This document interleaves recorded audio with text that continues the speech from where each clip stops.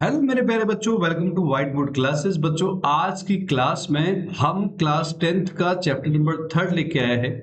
जैसा कि बच्चों आपको पता है कि हम लोग एग्जाम बूस्टर की तैयारी कर रहे हैं, है ना। हम लोग यहाँ पर बेहतर से बेहतर रिजल्ट लाने का प्रयास कर रहे हैं। तो आपको मैंने इस प्रयास में दो चैप्टर मैंने आपको कराए हैं, चैप्टर फर्स्ट और चैप्टर सेकंड, जिसमें आपने बहुत बेहतरीन क्वेश्चन, प्रीवियस ईयर में आए हुए क्वेश्चन, जो आने वाले हैं क्वेश्चन, सब कुछ करवाया है ताकि इससे बाहर से कुछ भी ना आए। तो आज की सीरीज में भी ऐसा ही होने वाला है, ठीक है।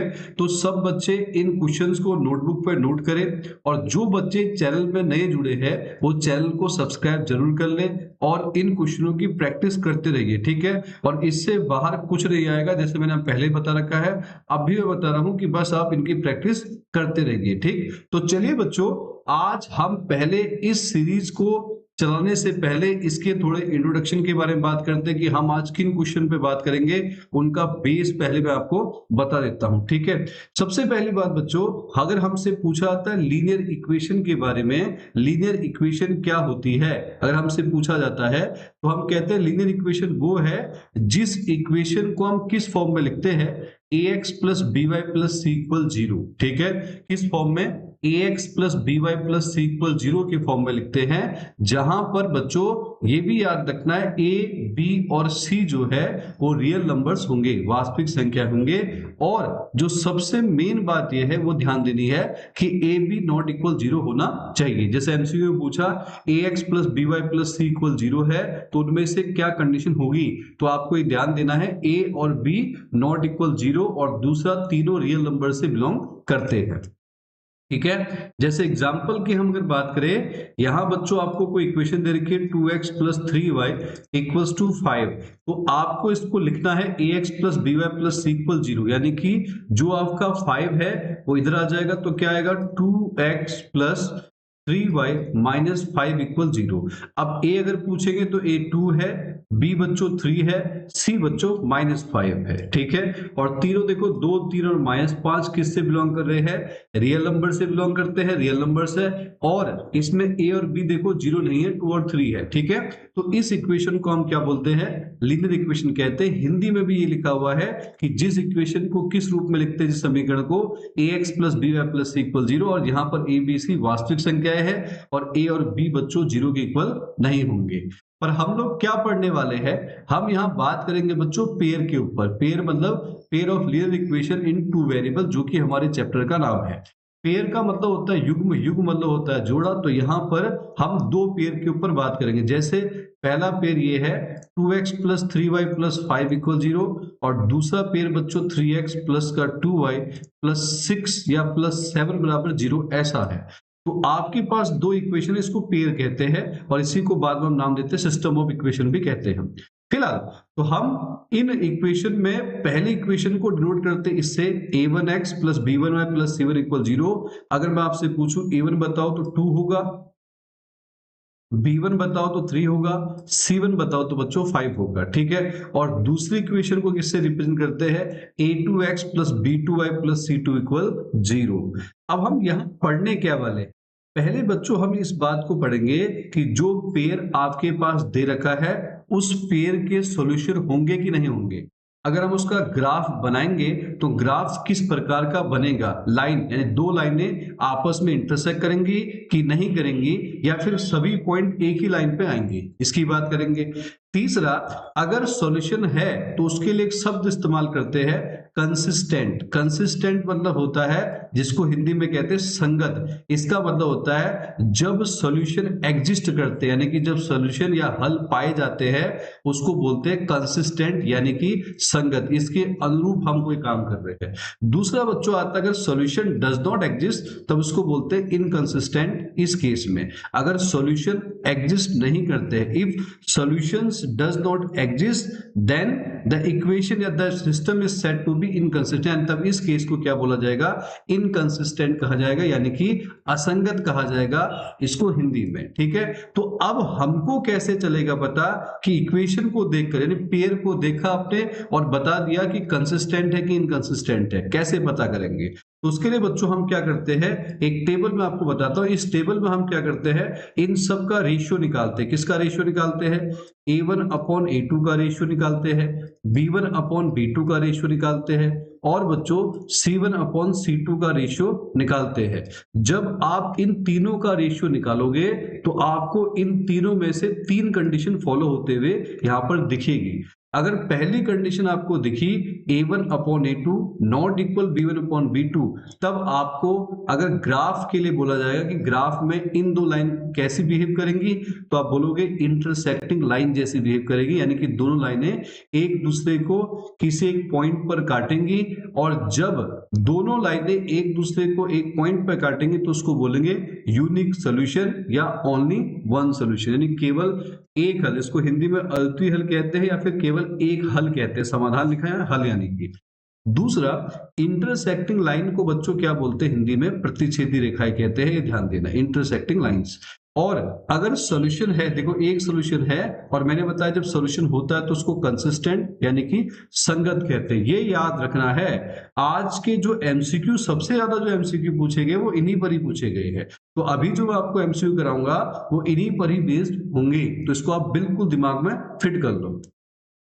दूसरा केस बच्चों, अगर A1/A2 बराबर B1/B2 और इक्वल C1/C2, यहां होगा नॉट इक्वल C1/C2, यानी कि अगर A1/A2 बराबर है B1/B2 के, पर किसके इक्वल नहीं है, C1/C2 के इक्वल नहीं है, तब उन लाइंस को बोलेंगे पैरेलल लाइंस। पैरेलल लाइंस ये है ना बेटा, यानी कि समांतर रेखाएं। और जब दो लाइन पैरेलल है तो कटेंगी नहीं, तो कोई सॉल्यूशन नहीं मिलेगा, यानी कि कोई हल नहीं होगा। और जब हल नहीं होता है, सॉल्यूशन नहीं होता, तो उस केस में बोलते हैं इनकंसिस्टेंट, यानी कि असंगत कहते हैं। तो उसके बाद अगर बच्चों आपके पास तीनों बराबर है, ये बराबर है, इक्वल यहाँ है, ये इक्वल लिखना। अगर तीनों इक्वल है, A1/A2 B1/B2 इक्वल C1/C2, अगर तीनों इक्वल है तो उस केस पे लाइन को बोलते हैं कोइंसिडेंट लाइंस, यानी कि या कॉलिनियर लाइंस। कॉलिनियर मतलब होता है एक लाइन जारी है और उसी लाइन पे पहली इक्वेशन के भी पॉइंट आएंगे और दूसरी इक्वेशन के पॉइंट भी उसी लाइन पे लाई करेंगे, तो बोलते हैं कॉलिनियर या फिर कोइंसिडेंट लाइंस को कहते हैं। हिंदी में कहते हैं संपाती या संरेखी रेखाएं। और जब ऐसा है तो देखो बच्चों बहुत सारे पॉइंट आएंगे, तो इसको बोलेंगे मैनी सॉल्यूशन होंगे, इन्फिनिटली मैनी सॉल्यूशन, या अपरिमित रूप से कई हल इसके होंगे। और अगर हल है तो उसको क्या बोलते हैं, कंसिस्टेंट। ठीक है, यहां थोड़ा ऊपर नीचे लिख दिया गया तो मैंने ठीक कर दिया है। ठीक है, आपको ऐसे लिखना प्रॉपर, जैसे मैंने बताया था। अब अगर आपसे बोले कि उस कंडीशन का ना बताइए या उस कंडीशन में बताओ जिस कंडीशन में आपके सॉल्यूशन एग्जिस्ट करते हैं, यानी कि हल होते हैं या सॉल्यूशन पाए जाते हैं, सॉल्यूशन एग्जिस्ट करते हैं, वो कौन से है, तो आपको पता है वो दो केस है। जब कंसिस्टेंट होता है तब। कंसिस्टेंट कब होता है, जब A1/A2 नॉट इक्वल B1/B2, पहला तो ये रहा, और दूसरा जब तीनों इक्वल होते हैं तो इन केस पर क्या होता है, आपका कंसिस्टेंट यानी कि संगत माना जाता है। ठीक है, क्लियर हो गया पूरा। ठीक है, इसको पूरा नोट कर ले आप आगे, इसको भी नोट कर लो अच्छे से, पहला जो लिखा है पेड़ वाले को भी नोट करो और इसके बाद ये भी करो। कहीं पर भी डाउट आता है बच्चों तो आप तुरंत कमेंट करके बताइए, मैं उसका समाधान कर दूंगा। ठीक है, आप लेकिन आपका काम है पढ़ना, आप लगातार पढ़ते जाइए, ठीक, प्रैक्टिस करते रहिए। आओ बच्चों, अगर ये नोट कर लिया हो तो आय की तरफ चलते हैं। पॉज करके नोट कर सकते हैं, कोई दिक्कत नहीं। ठीक है, या हम जब आय की तरफ चलते इसके बाद का सुनिए ध्यान से। चलूं, ठीक है। आय की तरफ बच्चों अगर हम चलते हैं तो क्या चीज देखने को मिलती है उसको समझते हैं। अब क्या है, पहला सवाल बच्चों शुरू कर रहा हूं ध्यान से। जिसने नोट नहीं किया वो नोट करे पॉज करके आराम से, और जिसने नोट कर लिया है बच्चों वो आय की तरफ चले। ठीक है, या फिर बाद में भी नोट कर सकते हो, अगर लग रहा है कि हाँ बहुत ठीक है अभी नोट नहीं कर पा रहे हो तो बाद में भी कर सकते हैं, फिर पॉज करके आप करिए, लेकिन चीजों को बिल्कुल क्लियर करते हुए चलो। ठीक है, पहला सवाल बच्चों आपकी स्क्रीन पे है, आपको दिख रहा है। पहला क्वेश्चन आपको क्या बोला है वो देखिए। ठीक है, पहला क्वेश्चन क्या बोला बच्चों, पहला बोला है the pair of linear equations. ये आपको दो इक्वेशन दे रखी है, एक ये। ठीक है, और आपको बोला कि इनमें से क्या रखेंगे, कंसिस्टेंट संगत, इनकंसिस्टेंट असंगत, कंसिस्टेंट विथ वन सॉल्यूशन। यानी कि कुल मिला के बात करें तो ये यूनिक सोल्यूशन को दिखाएगा, अद्वितीय हल को दिखाएगा, यूनिक सोल्यूशन। और कंसिस्टेंट विद मैनी सोल्यूशन, तो ये क्या दिखाएगा, ये दिखाएगा मैनी सोल्यूशन वाला केस, ठीक है। और आपको पता है कि जो मैनी सोल्यूशन वाला केस है, कई हल वाला होता है, उसको हम कैसे यहाँ पर बताएंगे, तो उसके लिए मैंने आपको एक टेबल बताई है। लेकिन टेबल के लिए पहले क्या चाहिए, रेशियो चाहिए। तो क्या करोगे, आओ तो हम बच्चों यहां से सोल्यूशन स्टार्ट करते हैं। पहली इक्वेशन आपको दिख रही है, जो गिवन है इक्वेशंस बच्चों, गिवन है इक्वेशंस। पहली क्या है, 3/2x प्लस में 5/2y और इक्वल्स टू है 7, है ना। तो हम इसको इधर लेके -7 लेके चलेंगे, ठीक। दूसरा बच्चों आपको दिया है 9x plus 10y equals to 40। तो अगर मैं आपसे कहूँ a1 बताइए, तो आप बोलोगे a1 पहले वाले का 3/2, बिल्कुल ध्यान से। फिर बोलेंगे b1 बताइए, तो b1 आपका है बच्चों 5/2। फिर बोलेंगे c1 बताइए, तो 7 को इधर लाके लिखेंगे माइनस, याद रखेंगे उधर 0 होता है, 7 को इधर लेके आएंगे क्योंकि यहाँ 0 होता है, पीछे मैंने बताया था इक्वेशन में अभी। तो हमारे पास तीनों वैल्यू आ गई है। पहला क्या आ गया, a1 भी आ गया है बच्चों, b1 भी आ गया है बच्चों, और c1 भी आ गया है, a1 b1 c1। दूसरा आओ a2 को निकालते हैं। तो जब a2 की वैल्यू की बात करें, तो a2 आपके पास है 9, b2 आपके पास है बच्चों 10, और c2 आपके पास है बच्चों, इधर आके आएगा माइनस का 14। इसको भी यहाँ ले आओ, ठीक है। तो तीनों आ गए, ठीक है। तरीका समझा ना, पहले तरीका समझो, ठीक है। निकालने को मैं डायरेक्ट भी निकाल दूंगा, एमसीक्यू में तो हम क्या करते हैं, डायरेक्ट रेशियो रखेंगे ऐसे ही सीधे, इसका रेशियो इसके साथ, इसका रेशियो इसके साथ, इसका रेशियो इसके साथ, आपने आगे आइडिया जाएगा। पर मैं यहाँ तरीके से बता रहा हूँ और आप तरीके से ही नोट करेंगे, ठीक। अब क्या है, हमको चाहिए रेशियो। तो हमने पहले क्या निकाला बच्चों, रेशियो निकाला किसका, a1/a2 का।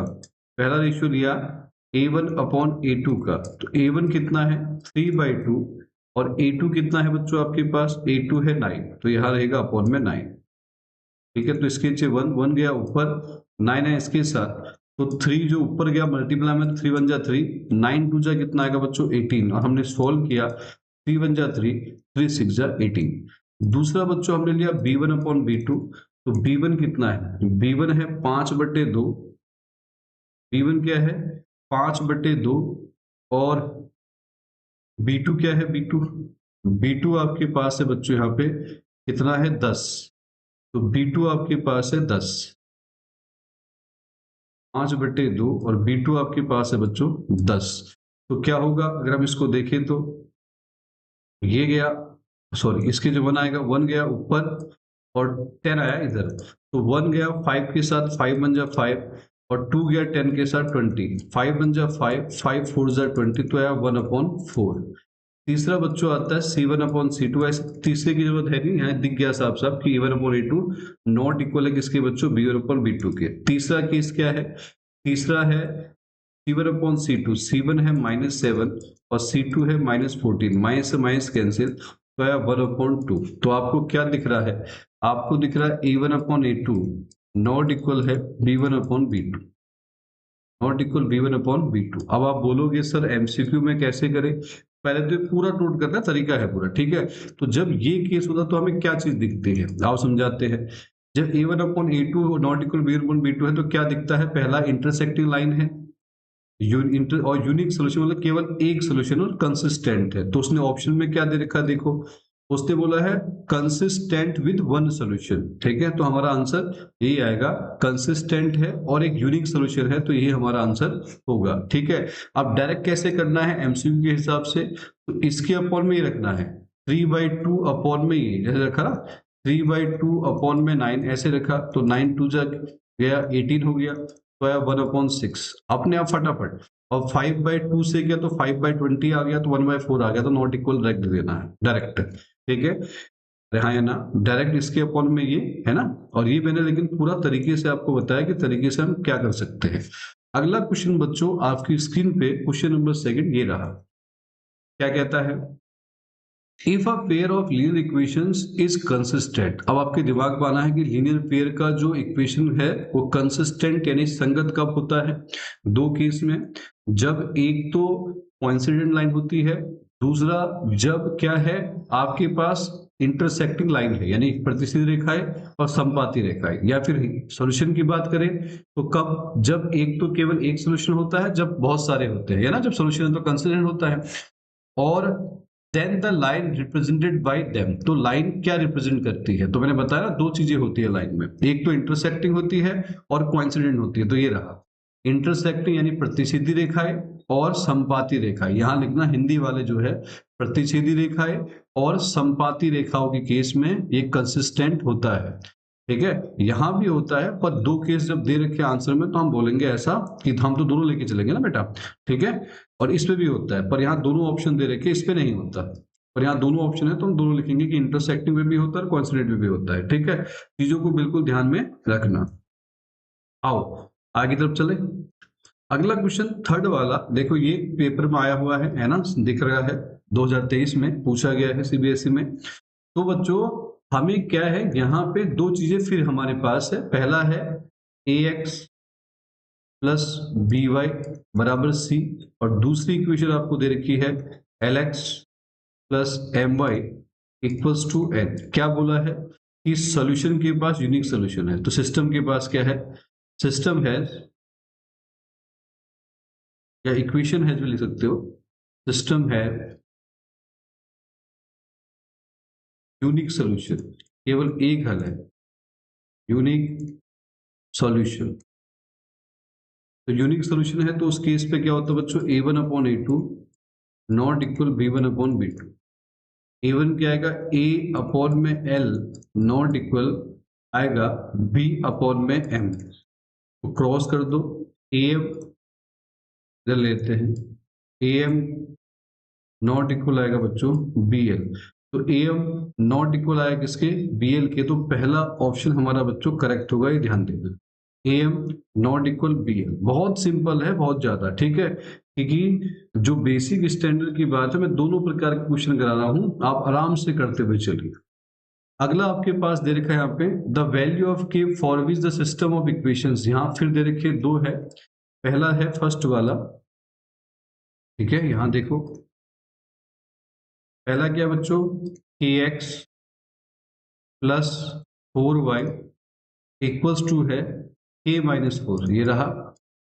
दूसरा है 16x plus K Y equals to बच्चों k है। तो अब वो बताता है क्या है, कह रहा है कि इनफाइनाइट नंबर ऑफ सॉल्यूशन है, infinite number of solution.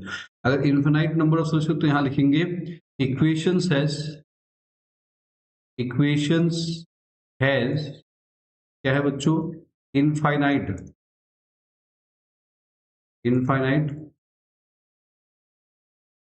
Number of solution, infinite number of solutions. तो अगर इनफाइनाइट नंबर ऑफ सॉल्यूशन में क्या होता है, तो आपको पता है a1 upon a2 equal b1 upon b2 equal c1 upon c2 होता है। क्या होता है, a1 upon a2 equal b1 upon b2 equal c1 upon c2 होता है। इनफाइनाइट का केस होता है ना, ये पता है सबको, है ना। हिंदी में अनंत समीकरण के अनंत हल है, इक्वेशन हैव क्या, infinite number of solution have. ठीक है, तो क्या करते हैं समझो थोड़ा सा।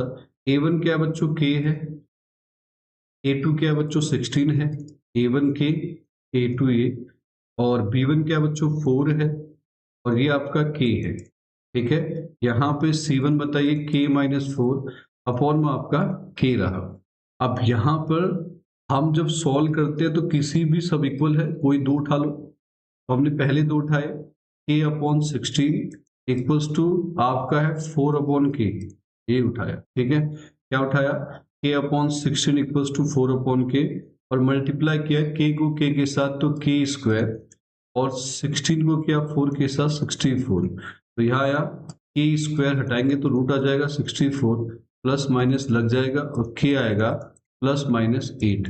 अब यहां पर तो देखो बच्चों आपके पास ऑप्शन आपको दिख रहा है खाली प्लस 8 लिखा है। अब कभी कभी क्या होता है कि दो दो ऑप्शन भी लिखे रहते हैं, तो उसको आप चेक कर सकते हैं। ना। यहाँ पर तो क्या है आपके पास, यहाँ आपको दिख रहा है, इस वाले में अगर हम चले, इधर देखिए, यहाँ आंसर खाली k इक्वल्स टू 8 आपको दे रखा है, तो हमारा आंसर आया था +-8। तो मुझे पता है कि मेरा आंसर आ चुका है ना। मेरा आंसर क्या आ चुका है, मेरा आंसर आ गया है 8, मेरा करेक्ट आंसर है, 8 मेरा करेक्ट आंसर है, ये देखो यहाँ पे। लेकिन अब इस चीज को भी समझो कि कभी कभी जब सॉल्यूशन, ये तो था एमसीक्यू में, अगर यही सवाल सब्जेक्टिव फॉर्म में आया तो आपको दूसरा भी पक्ष लेना पड़ेगा, इसका दूसरा पार्ट भी। दूसरा पार्ट क्या है बच्चों, ये वाला, कोई और भी सॉल्व करने पड़ेंगे, तो ये और लास्ट वाला करो या फिर ये दो करो, तो हम इन दो को लेते चलो। तो ये क्या था, 4/k, और नीचे आया k-4/k, ये था, तो हमने क्रॉस किया ऐसा, ठीक है। तो यहाँ देखो, अगर हम बात करें इस बारे में, है ना, तो इस केस में देखो, अगर हम सॉल्व करना चाहे तो क्या होगा, तो k की जो वैल्यू ये इससे कैंसिल हो जाएगा, तो यहाँ बचेगा 4 इक्वल्स टू k-4, ये माइनस में इधर आके देखो प्लस का, तो k की वैल्यू तब भी कितनी आ रही है बच्चों, 8 आ रही है, ठीक है। तो जब आप सब्जेक्टिव पार्ट करें, तो सब्जेक्टिव पार्ट में मेरे कहने का मतलब यह है कि आप दो पेयर इसके और एक अलग पेयर भी सोल्व करें। अब जब दोनों में क्या है, एक कॉमन फैक्टर, जो जैसे दोनों में 8 आया, देखो इसको सोल्व किया तब भी 8 आया, इसको सोल्व, यहाँ तो +-8 आया और यहाँ प्लस का 8 आया। जब इसको सोल्व किया तो +-8 आया और इस वाले में 8 आया, तो हमने कॉमन कौन सा लिया, +8 लिया, और तो हमने आंसर उसको लिखा। लेकिन एमसीक्यू में तो आपको पता, डायरेक्ट आपका आंसर मैच होना चाहिए ना, तो आपने एक पार्ट सॉल्व किया और बता दिया कि ये हमारा आंसर करेक्ट है। अगला क्वेश्चन देखो, नेक्स्ट वाला, यहां पर आपको दिया है the value of k for which the system of linear equation, ये आपको दे रखा, फिर आपके पास दो इक्वेशन है और कह रहा है नो सोल्यूशन है, नो सोल्यूशन है, ठीक है। तो हम यहां पर बताते हैं कि सॉल्यूशन शुरू करते हैं। पहली चीज आपको दिया है 3x plus Y equals to बच्चों 1, और दूसरा 2k-1, और ये है x प्लस का k-1y, और इक्वल्स टू है बच्चों 2k+1। तो आपको पता है क्या, आपको दिख रहा है सिस्टम है या इक्वेशन है क्या, नो सॉल्यूशन, नो सॉल्यूशन।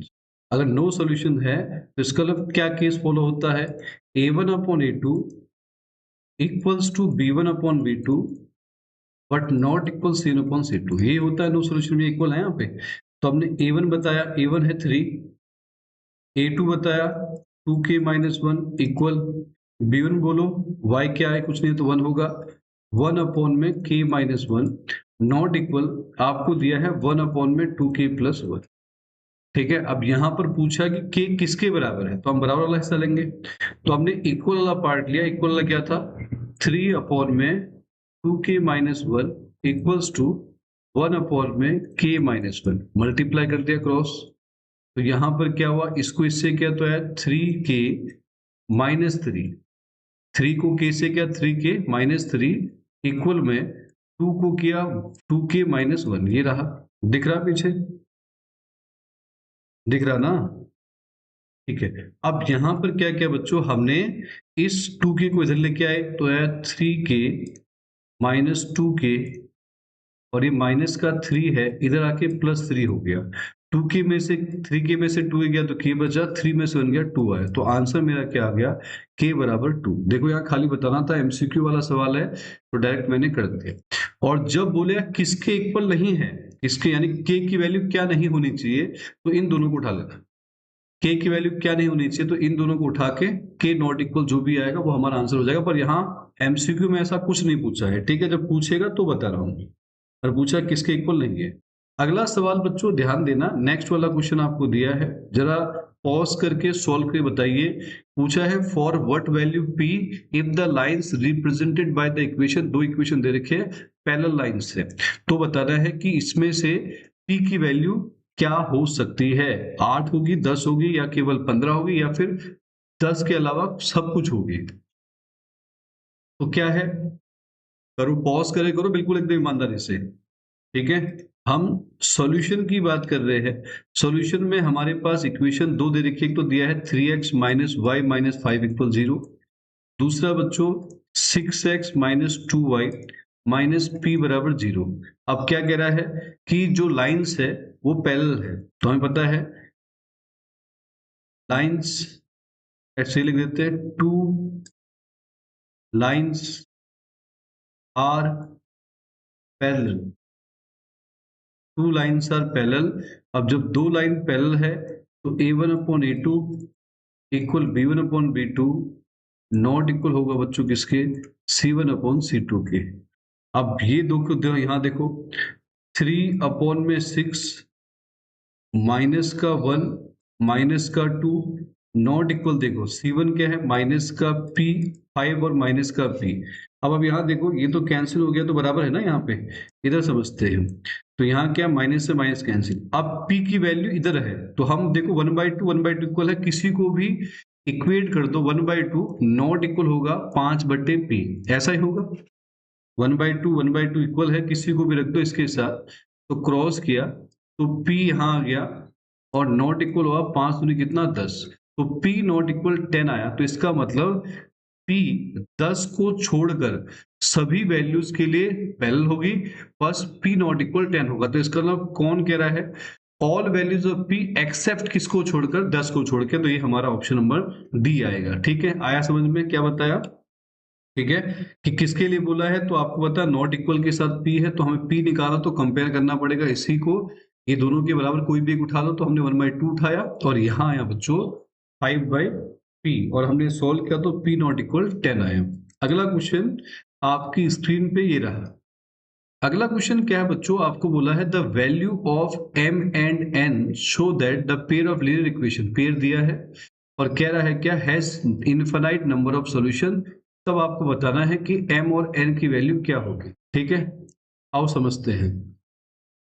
तो हमने चर्चा की बच्चों सॉल्यूशन के ऊपर, तो सॉल्यूशन पहला क्या है, 2m माइनस 1 x है प्लस 3y इक्वल्स टू 5 है ना, और दूसरा क्या है 3x plus n minus 1y equals to बच्चों 2 है। तो हमें क्या है, आपको दिया है equations have infinite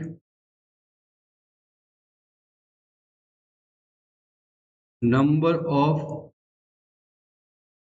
solutions, equation has infinite number of solution. तो इनफाइनाइट कब होता है, a1 अपॉन a2 बराबर b1 अपॉन b2 बराबर c1 अपॉन c2। तो a1 अपॉन a2 की वैल्यू, a1 बोलो 2m माइनस 1 अपॉन 3, b1 बोलो 3 अपॉन में n minus 1 b1 upon b2, c1 बोलो माइनस 5 बाई माइनस 2, ये होगा ना इधर आके माइनस, तो माइनस से माइनस कैंसिल। तो तरीका बोलो क्या होगा, तरीका बच्चों ये होगा कि सब बराबर है, तो पहला आपने फर्स्ट वाला लिया, ये वाला पार्ट 2m माइनस 1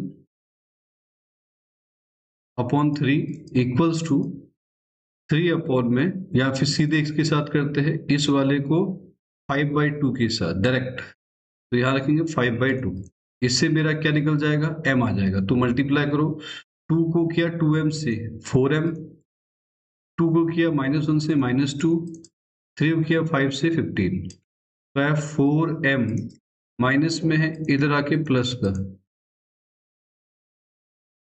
तो है 17, m आए बच्चों 17/4, m तो ये आ गया। दूसरा लेते हैं n वाला पार्ट, n क्या है 3 अपॉन में n माइनस 1, 3 अपॉन में n minus 1 equals to 5/2, multiply किया 6, इसको किया 5n माइनस 5, ये माइनस में है इधर आके प्लस का, ये आएगा 5n, तो ये आया 11, 5n, तो n आया बच्चों 11/5। तो इसका मतलब हमारा m जो आया 17/4 और 11/5, तो ऑप्शन नंबर हमारा कौन सा ठीक है, आपको दिख रहा है ऑप्शन नंबर बी जो है हमारा करेक्ट है। तो तरीका समझ में आया ना, सोल्यूशन के इनफिनाइट नंबर ऑफ सोल्यूशन थे, तो हमने क्या क्या तीनों को इक्वल रखा, पहला वाला कांस्टेंट के इक्वल रखा ताकि वैल्यू निकल जाए, और फिर दूसरे वाले को इस कांस्टेंट 5/2 के इक्वल रखा ताकि दूसरी वैल्यू भी आपकी आ जाए। अगला क्वेश्चन स्क्रीन पे है, क्वेश्चन नंबर 8। अब इसका लेकिन हिंदी वाला पार्ट यहाँ पे लिखा नहीं गया है, हिंदी वाला पार्ट टाइप नहीं हुआ है, तो मैं बता देता हूँ हिंदी में, कोई बात नहीं, ठीक है। आओ समझते हैं पहले क्वेश्चन को, एक बार क्वेश्चन को पढ़ लेते हैं अच्छे से, फिर उसके बाद बात करेंगे। क्वेश्चन क्या है बच्चों, आपको दे रखा है यहाँ पे,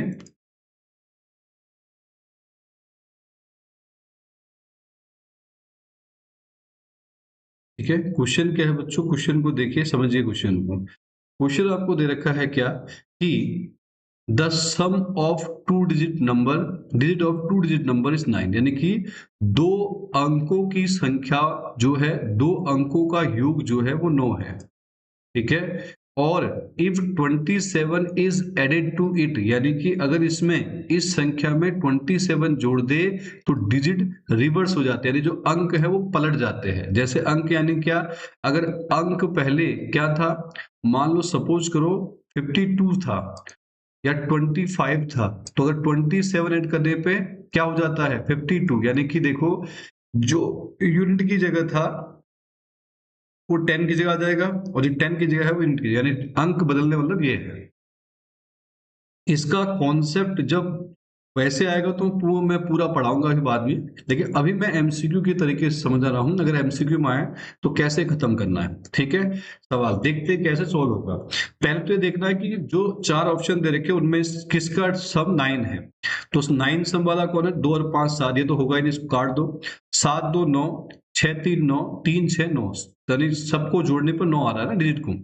आप 27 जोड़ो, अब इसमें अगर 27 जोड़ेंगे तो ज्यादा हो जाएगा, या ऐसा कोई देर रखा है। यहां देखो इसमें जोड़ते हैं, इस वाले में, छोटे वाले में, इसमें 27 जोड़ो, तो हमने अगर इसमें 27 जोड़ा तो 7 6 13 और ये 63, देखो ये आया। कि क्या कह रहा था कि अगर उस डिजिट में जिसका सम यानी जो जिन अंकों का योग 9 है, उस डिजिट में अगर आप क्या करते हो, उस नंबर में 27 जोड़ते हो, तो वो अपने अंकों को पलट देता है, डिजिट रिवर्स हो जाती है, यानी 6 यहां जाता है, 3 और वही हुआ यहाँ देखो। तो इसका मतलब हमारा ऑप्शन क्या है बच्चों, 36D ऑप्शन हमारा करेक्ट है। तरीका समझ में आया क्या बताया, जैसा वो बोल रहा है वैसे चार ऑप्शन में देखो। जैसे उसने यहां बोला था कि दो डिजिट का सम 9 है, तो जिसका नहीं है उसको पहले हटा दो। फिर कह रहा है 27 जोड़ो, तो 27 जोड़ने पर ये तो और बढ़ेगा, तो ये क्योंकि अगर 27 जोड़ेंगे तो 99 के आसपास कुछ आएगा, ऐसा कोई नंबर है नहीं यहाँ पे, तो इसको भी हटा दो। इसको भी जोड़ेंगे तो ये भी ऐसे ही जाएगा, है ना, ये भी क्या जाएगा 87 के आसपास, या 80 9 जो भी है 27 जोड़ने पर ये भी 90 के आसपास जाएगा, तो इसको भी हटा दो, ये है नहीं। एक ही बचा 36, यही हमारा करेक्ट आंसर है, पर मैंने तरीका बता दिया। तरीका क्या है, 36 में 27 जोड़ने पर उल्टा देखो पलट गई है, 63 आ गया, तो ये हमारा करेक्ट आंसर आ गया है। बकाया इसका कॉन्सेप्ट मैं आपको बाद में पढ़ाऊंगा पूरे तरीके से। आओ समझते हैं अगला वाला। अगला क्वेश्चन बच्चों, क्वेश्चन नंबर 9 आपको दे रखा है यहाँ पे, एंगल सी जो है वो 3 एंगल बी है, एंगल सी जो है वो वही 2 एंगल ए प्लस बी के बी है, यहाँ दिख रहा है आपको। और तो आपको बताना है एंगल ए, एंगल बी और एंगल सी की वैल्यू बतानी है, यानी कि जो सी है वो किसका ट्रिपल है, किसका ट्रिपल है, बी का ट्रिपल है। तो अगर हम ऑप्शन में देखें ना, ऑप्शन से सॉल्व कर देंगे इसको, देखो ए बी सी लगातार है, सी देखो सबसे बड़ा है, सी बी का ट्रिपल होना चाहिए, नहीं है, ये हटा दो। सी यहां देखो, सी किसका ट्रिपल है, सी ट्रिपल है, यहां पर देखो 40 या 120 ये है। और सी जो है वो ए और बी को जोड़कर, ए और बी को जोड़ो 60 और उसका डबल करो 120 तो आ रहा, तो ये ऑप्शन हमारा करेक्ट होगा, ये हमारा आंसर होगा। लेकिन अगर आप इस क्वेश्चन को करना चाहो तो कैसे करोगे, तरीका क्या होगा, तो वही मैं आपको बता देता हूं कि सॉल्व करने से भी आप इसको कर सकते हो। जैसे बच्चों अभी मैं आपको यहाँ दिखा रहा हूँ, उसको समझना, हाँ जो मैं बता रहा हूँ। पहली चीज आपको दिया है कि जो सी है, जो सी है बच्चों वो 3b के बराबर भी है और इसके भी है, तो यहाँ लिख देते 3 एंगल बी बराबर, ये दो के तो बराबर होंगे, 2 angle A plus angle B, ऐसा। तो यहाँ पर 3 एंगल बी बराबर 2 angle A plus 2 angle B, तो इसको उधर लेके जाएंगे, तो 2 एंगल ए बराबर होगा 2 एंगल बी। तो इसको अगर हम वैसे सॉल्व करें तो क्या आएगा कि 2 angle A minus 2 angle B बराबर कितना हो जाएगा आपका 0 हो जाएगा, ऐसे ही रखो चलो इसको। आपको एक चीज और पता है कि जो तीनों का सम है, तीनों का सम है ए बी सी का, वो 180 होगा। अरे हाँ है ना, ट्राइंगल है तो तीनों का 180 होगा। तो यहाँ पर अगर हम इसको देखें, एंगल बी और एंगल इसको ये रखे और सी की जगह पर रख दे ट्रिपल बी, यानी ट्रिपल एंगल बी बराबर 180, तो ये क्या हो जाएगा। और एंगल ए जो आपको दे रखा था, यहाँ पर देखो 2 एंगल ए, ये आएगा 4 एंगल बी बराबर 180। एंगल बी में फिर डबल है तो ये आ जाएगा ए, इसका डबल होगा तो 8 एंगल बी बराबर 180 हो जाएगा, है ना। 2 एंगल बी था ना, यहाँ पे देखो 2 एंगल ए आएगा, सॉरी। जो एंगल बी है यहाँ पे, ये एंगल बी है, ये 2 का डबल है, यानी यहाँ रख दिया 2 एंगल है तो 4 2 जा 8 हो गया। कितने एंगल हो गए, 9 एंगल ए बराबर हो गया बच्चों 180 डिग्री। इससे काटा तो एंगल ए आया कितना, 20 डिग्री। अब एंगल ए अगर 20 आया तो एंगल बी जो है, देखो एंगल ए डबल है इसका, तो एंगल बी तो डबल है यानी कि 40 हो जाएगा। और फिर जो एंगल सी है वो ट्रिपल है इसका, तो 40 दिया कितना आएगा बच्चों, 120 हो जाएगा। तो ऐसे भी हम इसको कर सकते हैं, तरीके अलग अलग है, एक्स वाई के भी मान सकते हैं, कोई दिक्कत नहीं है। पर एमसीक्यू में अगर आता है तो एमसीक्यू के तरीके से कर दो जैसे मैंने बताया है, और अगर वैसे आता है जैसे 2 नंबर 3 नंबर में, तो आप ऐसे भी सॉल्व कर सकते हो। तरीका मैंने बता दिया कि एंगल सी और एंगल सी देखो बराबर है, दो की दो, दोनों की वैल्यू हमने इक्वल कर दी, ये यहाँ दिख रहा होगा। फिर 2 से मल्टीप्लाई किया 2 एंगल ए और 2 एंगल बी, तो हमने बी को 2 एंगल ए और बी को उधर ले गए तो क्या आया, 3 एंगल बी में से 2 एंगल बी गया तो बी बचा, तो 2 एंगल ए बराबर एंगल बी है, इसको फर्स्ट मान लिया। ट्राइंगल के तीनों का सम 180 होता है, तो एंगल सी की जगह देखो यहाँ रखा 3 एंगल बी, ये देखो कितने आ गए, 4 एंगल बी, 4 एंगल बी आ गए। तो मैंने क्या किया, जो एंगल बी है वहां पर डबल कर दिया एंगल ए के, तो यार 4 2 जा 8 एंगल ए, तो 8 और 1 कितना हो गया, 9 एंगल ए बराबर 180। इससे कैंसिल किया तो एंगल ए आया 20 डिग्री। अगर एंगल ए 20 आया तो एंगल बी बताओ, तो एंगल बी क्या है, ए का डबल है तो 40 हो गया, और एंगल सी जो है बी का ट्रिपल है तो 40 से 120 हो गया। ये हमारा करेक्ट आंसर आ गया है, ठीक है।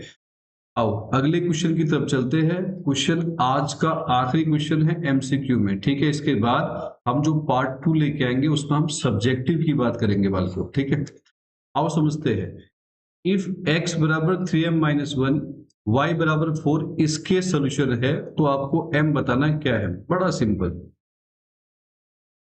कुछ नहीं मत करो, x की जगह पर ही डाल दो, y की जगह डाल दो, m बता दो, खुद करो और आंसर बताओ पॉज करके ईमानदारी से। x के ऊपर ये हो गया, y की जगह 4 हो गया, या 6 3m, m 4 में से गया तो कितना आया, 3 आया, तो यार 6 आया, 3m बराबर आया, प्लस में इधर आके माइनस का, 3m बराबर आया 3, इससे कैंसिल, तो m की वैल्यू कितनी आ गई बच्चों, 1 आ गई। तो आपका आंसर कौन सा है, बी आपका करेक्ट ऑप्शन होगा। तो सभी बच्चे इन क्वेश्चनों को नोट करें नोटबुक में अच्छे से और इनकी प्रैक्टिस करें बच्चों। पेपर में आपको देखो बता रहा हूँ इसी प्रकार के सवाल मिलेंगे एमसीक्यू में, बिल्कुल कोई चेंज नहीं आने वाला है, ठीक है। इसके बाद और किस प्रकार के सवाल पूछे जाते हैं मैं आपको कराऊंगा, आप निश्चिंत रहिए। आपका काम है प्रैक्टिस करना और मेरा काम है आपको आपके टारगेट तक पहुंचाना, ठीक है। तब तक के लिए थैंक यू वेरी मच और प्रैक्टिस करते रहिए, ठीक।